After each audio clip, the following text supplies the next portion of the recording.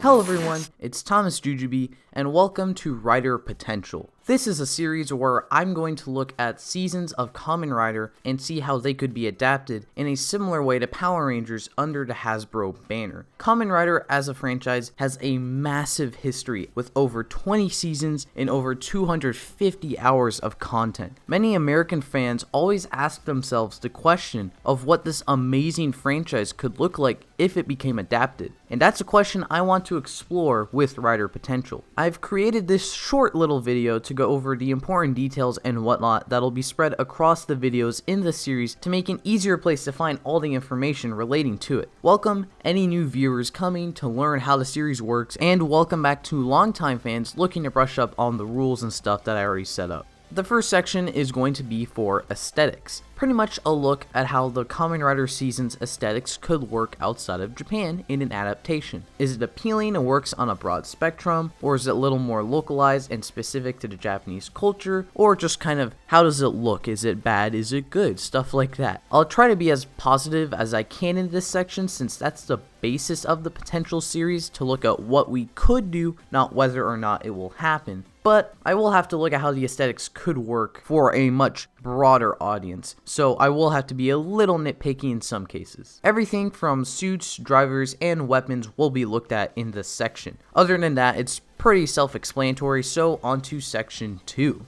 This part of the video will deal with the story of the adaptation. Since I'm going to be focusing on other topics outside of the story in a video, I'm not going to be writing a full adaptation in this section, and I'm not going to have stuff like names for items, characters, the season, or just an entire breakdown of the plot and whatnot of the show. If you enjoy doing this, that's totally fine, and please by all means go for it, and even do it with my ideas if you want to. For me, I just think it's a little more interesting to focus on little specific aspects from the Rider season and give them a twist that could make an adaptation stand out and expand on that idea. This could be anything such as a relationship between two characters, the basic plot of the show, villain personalities, or more. These ideas will also be pretty self-contained to the adaptation idea itself, as there's no telling what seasons may have come out before when it's adapted, what Power Rangers seasons may be currently airing at the time, etc. In the past, the other two Kamen Rider adaptations didn't really have any connections to other tokusatsu outside of one little crossover, so that's basically what I'm going to be doing here. To sum it up, the section's focusing on the one good idea I can come up with for a season, and then expanding on it without attaching it to any of my other adaptations or lore. The last part is probably the most important part for the actual adaptation. Money!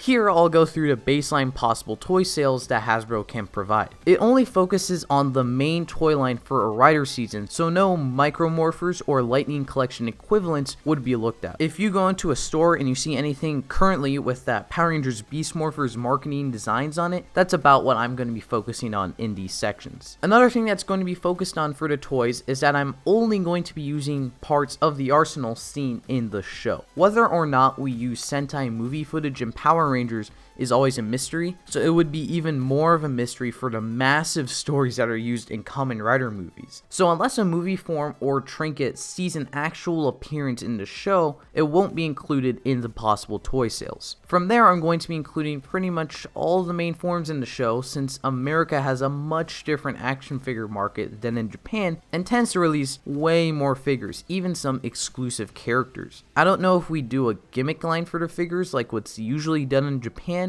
but since figures are usually only $10, I'm just going to make each new form a new figure as long as it appears in the show. They'll also be accompanied by some 12-inch figures that are also at $10. In the roleplay section, drivers will be priced at $50 since that's about how much they are in Japan, and for the current Morpher prices for Power Rangers, they're pretty close to Sentai releases. For the other various roleplay toys, the weapons, I'll put most at $20 with electronics and more expensive ones at $30. Think the Morpher-like devices at $30 and the other weapons at $20. I also may occasionally throw in the $12 price point like in Sentai Potential, but the Rider weapons usually tend to have more to them, hence the different prices. Speaking of electronics, of course we all know that every Rider season has electronic gimmicks at some point. These will be priced at $15 and the non-electronic gimmicks will be sold in packs at $10. However, they make so many gimmicks in Rider that a few parameters need to be set in place for what I'm going to include,